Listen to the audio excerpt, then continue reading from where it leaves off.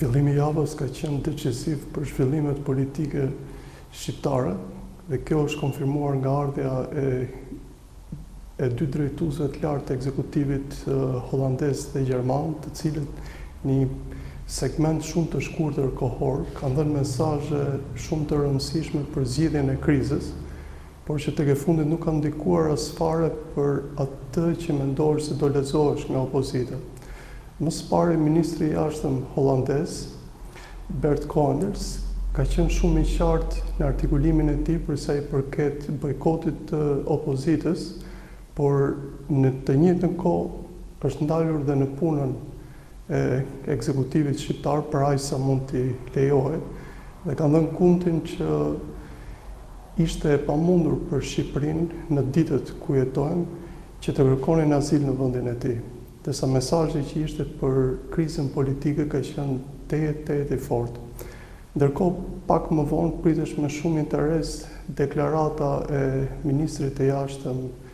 gjerman, i cili ka nisur një tur në Ballkan, mbas Shqipërisë mendohet që do kalojë edhe në Kosovë dhe në Serbi. Artikulimet e tij ishin jo vetëm më të forta, por krejt me substancë për sa i përket asaj që një nga aleatët tanë më të fuqishëm për sa i përket procesit të integrimit në Europë artikuloi për Shqipërinë. Ajo ishte, opozita duhet kthehet, opozita duhet lëri bojkotin, plus dha sipas formës të tij mënyrën se si opozita duhet shikonte zgjedhjet e ardhshme. Për publikun shqiptar ka qenë shumë i çuditshëm, por jo fare i papritur reagimi i opozitës, që nuk ka çetuar as fare nga ditët e mëparshme, duke e ashpërsuar krizën në Shqipëri. Për arsye sepse dhe me dy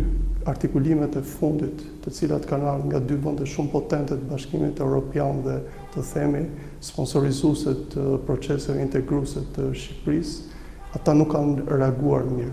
Madje në pak minuta më parë ka pasur gati një gjuhë fyrëse ndaj ministrit të jashtëm gjerman, duke filluar që nga përkatësia e tij, ai është pjesë e socialdemokratëve në Gjermani. Gjithsesi këto janë kaluar sepse ekzekutivi shqiptar ka gjetur një mundësi paqëtimit, themi, me veten e vet dhe mundësi për të rregulluar disi hapat e mëtejshme sa i përket asaj që do bëjmë me zgjidhjen e krizës dhe por në të njëjtën ditë është parë si augur i mirë ardhja e zëvendës kryeministrit kinez, i cili gjendet që prej ditës djeshme në Shqipëri dhe janë caktuar piketa për bashkëpunimin e mëtejshëm me qeverinë kineze. Kjo në një farë mënyrë ka qenë dhe paraqitja më e madhe e ditës sotme dhe të themi një lloj parashikimi i prillit përveç krizës politike që deri më sot askush nuk mund të thotë për një zgjidhje të shpejtë apo jo.